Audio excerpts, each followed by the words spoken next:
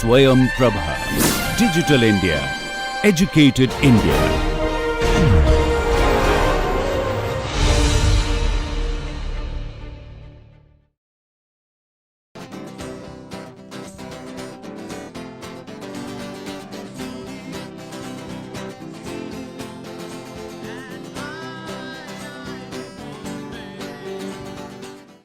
Hello and welcome to today's lecture. So, in the last class we were discussing how to go about quantifying or characterizing the properties of ECM networks. Okay. And in that regard we had introduced the terms of rheology, okay, which is the field of that studies how materials deform when subjected to force. We had also discussed what are different types of deformation we can impose on a material. So, these include tension, compression, shear and bending. Okay. So, tension compression is very clear, bending is where instead of something straight you exert forces, so that the final configuration is something like this. Okay. And shear we had discussed in great detail, where if you have a block you exert tangential forces on the top surface, as a consequence of which the block deforms to a shape like this. Okay. So, and this delta x, so delta x by L, this is my length L and this is delta x, this is what is given by your shear. Okay. Now, we also said that what is the difference between behavior of a solid, a perfect solid versus a perfect liquid. Okay. And the main difference is for a solid, okay, you write down this expression where shear stress is given by G times gamma. G is called the shear modulus.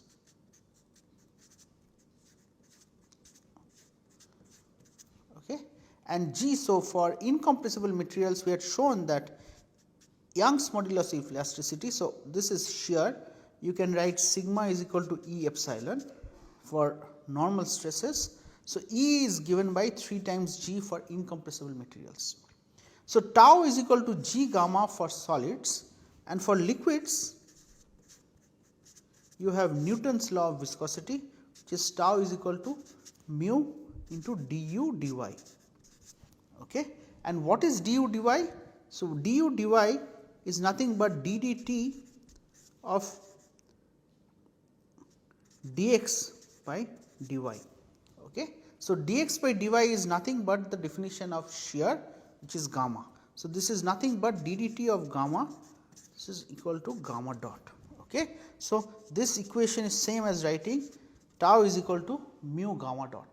So, the main difference is in a solid tau is proportional to shear, for a liquid tau is proportional to shear rate.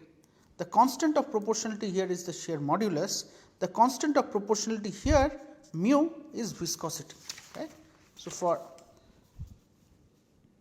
tau is equal to mu gamma dot, okay, mu is viscosity, okay, and we showed. So, units of mu is Pascal second in MKS units, and in CGS units we call it as poise or simple P, we write it as simple P. Okay. So, mu of water is 1 centipoise at room temperature. It is also important to say that mu has a dependency on the temperature. Okay.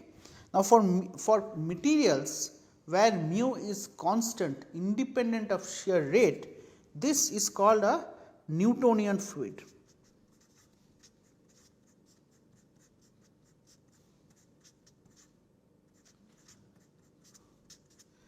Mu is constant and does not change with gamma dot.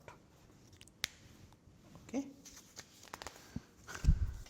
So, I had shown this slide in last class saying that ECM networks are viscoelastic. So, as opposed to, let us say this is my stress strain curve. For linear elastic materials, my stress strain is linear. Okay. For non-linear elastic materials, so this is non-linear, that is E is not constant. Okay. And here E is constant. Why? Because the slope of the line is E. Okay. For viscoelastic materials like ECM networks, so this is a simple example of how the stress strain curve would look if you make a collagen gel and put it in a uniaxial tester which kind of keeps on pulling it repeatedly. So, what you see is, so the repetition is corresponds to the cycle number, and what you see is the path by which it follows in the stress strain curve when you exert, when you stretch it and when you relax it is different, and also the average slopes of these lines keeps on increasing with the increasing passage of cycle number, suggesting that there are some dynamic rearrangements which happen. Okay. So, this is what we want to focus now as to what are those attributes of a ECM network which dictates its functional properties. Okay. And you would remember this picture I drew from last class saying that the scaffold that you create in terms of its organization, here I have drawn one as random and one as aligned. These have robust effects on how cells process these cues. So, for example, on a random matrix, cells will tend to migrate in a random fashion without any persistent motion, while on an aligned matrix like that, the cells will not only stretch itself along the alignment direction of these fibers, but also tend to migrate along these aligned fibers, taking them as a directional cue. Okay. So, how do we characterize the properties of these random versus aligned matrices? And what I suggest is the properties of these collagen scaffolds depends on two things, okay, cross-linking and alignment. Okay. So, alignment is very clear in this, but for the same network. So, imagine I had raised this analogy of cooked chow mein, right. So, when you try to extract one strand of noodles from the entire bunch, so this does not come out so easily, even though there is no chemical glue which is bonding them together. There is relative friction. Okay. So, even a random network will exhibit some resistance, so which means it has some bulk stiffness. Okay. But if I, for this random network, let us say I had this random network, in one case if this network is just that these fibers are put together and I exert force on this fiber, so I will lead to a configuration where this might slowly come out of this network, leaving the remaining two fibers like this. Okay. So, in this case the properties of the network will change dynamically, versus if you had fixed all these points together, in other words you had cross-linked the network, then when you exert a force here, this gets transmitted to the entire network. So, the network resists that force as a whole. So, the response that you would observe for such a network is drastically different if it was not cross-linked versus it was cross-linked. Similarly, the case of alignment. So, what would be an equipment with which we might be able to probe these properties? Note that these networks are super soft. So, typically a collagen network might have a stiffness order of 1 kPa. Okay. So, this is super soft. So, you cannot use traditional instrument used in material science like indenters, which can only probe the material properties of stiff materials. So, that brings us to what we call a rheometer. Okay. So, what is a rheometer? This is a picture of a rheometer where you have a sample which is placed between two things. Okay. One portion of which, the bottom portion of which is fixed and the top portion of which is rotated. Okay. So, imagine a mortar and pestle in which the top thing you keep on rotating. So, if you put a sample in between, when you exert this rotation, the sample is essentially being sheared. Okay. So, you can essentially probe its shear properties, shear modulus, and if you knew the Poisson's ratio of the material, you can backtrack what is the Young's modulus of elasticity. Okay. So, several things I wish to say about the rheometer. Okay. So, you have what you can do. So, you can do two things. First is you can change. So, you have this setup, okay, where you have a sample.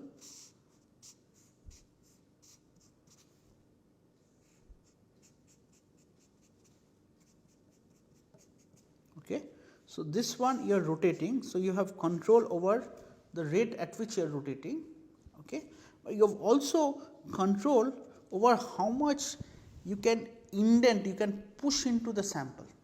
Okay. So, this is called, so this is you are imposing a strain, okay, with how much you are pushing the sample, and you are controlling the amplitude of rotation or the frequency of rotation. So, strain amplitude is one thing we are controlling, and we are controlling the frequency. Okay. So, again for a pure solid we have T is equal to G gamma, for a pure fluid we have T is equal to mu gamma dot. Okay. So, in general if I were to apply a oscillatory field, in other words I can write, if I were to write gamma as gamma naught sine of omega t, if you exert an oscillatory strain, then your stress field can be written as sigma 0 sine of omega t plus delta. Okay. So, if you expand this equation,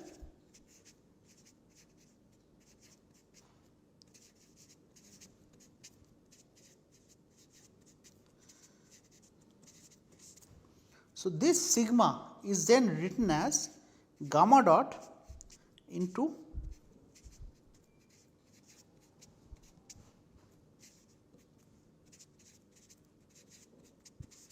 so it has two components, G prime sin omega 2 and G double prime cos omega t. This term G prime is called the storage modulus. So, G prime okay, and G double prime is called the loss modulus. Okay. So, if I were to pictorially depict it, you would have a curve like this. If this is your gamma function,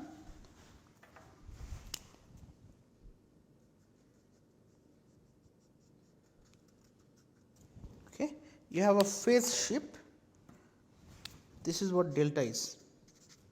Okay. So, this is gamma and this is sigma, this is time.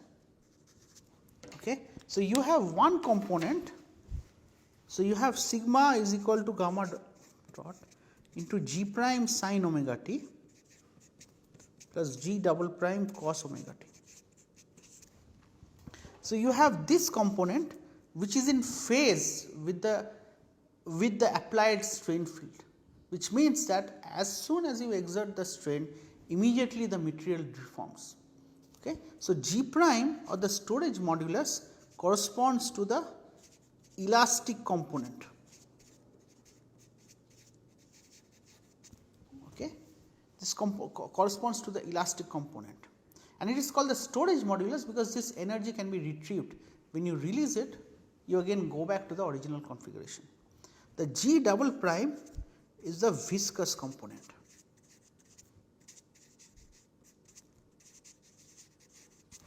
Okay. And hence it is called the loss modulus because this is dissipated. Okay. This is dissipated. So, how, as I said that when I make these ECM networks, what can I say about G prime and G double prime? What is known in the literature and has been shown by many groups, that if you make gels of various concentrations, that means that if you vary the concentration, let us say 1 mg per mil, 2 mg per mil, etc. So, your G prime will scale as concentration cubed, okay, x is roughly 3 for collagen gels. Okay. For collagen gels, G prime will scale as concentration cubed, which means that in order to stiffen a matrix, you can increase its concentration. However, since cells directly bind to this material, when you are changing the concentration, you are changing the bulk stiffness, but at the same time you are changing ligand density. So, this is one problem of working with collagen gels. If you want to probe the independent effect of ligand density keeping stiffness constant, that is why people tend to use synthetic substrates where they can control its stiffness and then independently functionalize ECM proteins like collagen onto those substrates. Okay. So, this is one aspect. The other aspect, again coming back to the linear versus non-linear materials. So, what I have shown here is how cells would spread on materials of different stiffnesses if it was a linear material, linear elastic material, case of polyacrylamide hydrogel, or a non-linear material. So, what you see of cell spreading in linear materials is that when you increase the stiffness, cells spread more and beyond a certain threshold there is no change in cell spreading, it saturates. Okay.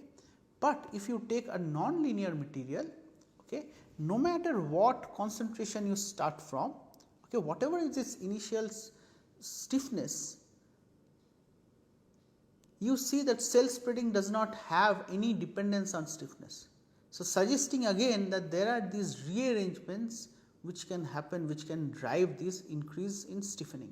So, this is saying that whatever be the starting stiffness, when you put cells on it which pull on these matrices, the matrices deform and become stiffer in the process. Okay. So, this is called strain stiffening. This is called strain stiffening, and for fibrin, similar to fibrin, collagen gels also have been shown to exhibit this profile. So, if I plot the storage modulus as a function of strain, what you find is at a given concentration, first your storage modulus is constant, and beyond a certain strain, okay, beyond a certain strain, it starts to increase. So, it becomes nonlinear in nature. Okay. So, this phenomena is called strain stiffening. Okay. And then the red line, so you have another variable, because you are for just by the concentration alone, by playing with the concentration alone, you can get more and more stiffening also. Okay. So, that is why the red curve is above, initial again flat and then it rises. So, you see that there are two independent ways in which cells can stiffen collagen gels. Okay. So, first is for a given ligand density, just by exerting forces, the gels become stiffer and stiffer. And the other is that just by playing with the concentration alone, you can generate materials of different stiffnesses. Okay. So, this brings us to the question that what is driving this behavior of strain stiffening. Okay. And what it turns out is, as I was drawing before, when you have increase in strain, then individual fibers tend to along the direction of strain. Okay. So, as opposed to having a network like this, when everything gets aligned, then the fibers, then the effective stiffness increases in that direction. So, anisotropic, the stiffness is anisotropic in nature. In one direction it is very stiff, okay, and it can be experimentally probed by checking the orientation of fibers within a gel. Okay. So, if I take a collagen gel, let us say, okay, where you have fibers in all directions, okay, and I align them actually, okay, I pull this matrix along the long axis. So, if I draw the average orientation as a function of average orientation of fibrils, what I will find is I will find a uniform distribution, a normal distribution, okay. So, which suggests that there is equal propensity to find fibers which are oriented in one direction or the other direction. Okay. But as I align more and more, okay, so as I align more and more, you will see they will generate this kind of geometries eventually where everything is aligned in one direction. Okay. So, your average axis. So, your average angle will change, and from here in this particular case you will see that everything will align along 0. Okay. If this is 0, close to 0, you will see everything will align along 0. So, this is what drives stiffening. Okay. However, one of the things about this network is if it was not cross linked, when you remove the force, the alignment of these fibers remains in the final configuration. So, from here you do not go back to this configuration. Okay. So, how would you do that? And the way to do that is essentially cross linking. Okay. So, the way to do this is to cross link it. So, when you have two fibers, if they are cross linked at this point, when you tend to force along this direction, they will align, but as soon as you remove the force, they will come back to its original configuration. Okay. So, this suggests that you can, so you can do these experiments in which you can track the angle distribution as a function of pulling and as a function of cross linking. So, you will see that if it was an uncross linked gel that you made, your angle evolves and then stays put at the final configuration. But if you take a network which was cross linked, one you will see that if it was 100% cross linked, first it will even its basal stiffness will be increasing, but the other thing is it will keep on returning to the same position. So, if you do it in an oscillatory way, so let us say what I am doing is I am doing it in a sine Wt fashion. So, my strain is some gamma naught into sine Wt along the x axis. Okay. So, what you will see is the angle distribution will keep on changing like. Okay. So, let us say your angle increases, okay, and when you release, so at this point you relax, the angle will keep on coming to the same position. Again you increase, so this in this stage you stretch, here you relax. Okay. So, your angle will keep coming back to the same configuration after you remove. Okay. So, that is about it for our discussion of collagens and their material properties. I would ask you to read these two papers, one on which and how cells can sense nonlinear stiffness and how they change their properties in response to nonlinear stiffness, and the other one the other paper is about this orientation and effect of cross linking and alignment on these fibers. So, both these papers have been published in PLOS ONE, which is an open access journal, which means that you can download these papers anywhere. You do not need any special access to be able to download these papers. So, in this course I will give you reading assignments in which I will recommend you to read certain papers. So, it is mandatory if you want to follow up of what we are doing in class, then it is mandatory that you read these papers. Even the quiz questions that will be asked in the course will be posed from these particular papers and the content which has been covered in the class. Okay. So, that brings us to a close on our discussion about collagen. We will discuss about one more protein. So, I do not have much time today, I will just introduce this protein is fibronectin. Okay. So, fibronectin is a protein which has dimers of two similar polypeptides which are linked by disulfide bonds. Okay. And fibronectin has that RGD sequence which is critical for cell addition. Okay. So, and that has led to peptides, adenosine peptides of RGD being alone used for sustaining cell spreading or cell addition. Okay. So, fibronectin is known to bind to collagens, proteoglycans and other things. It plays very important role in migration, differentiation, wound healing, and it is secreted by many adherent cells. Okay. So, if I were to draw the structure of fibronectin, okay, so you will have multiple units, okay,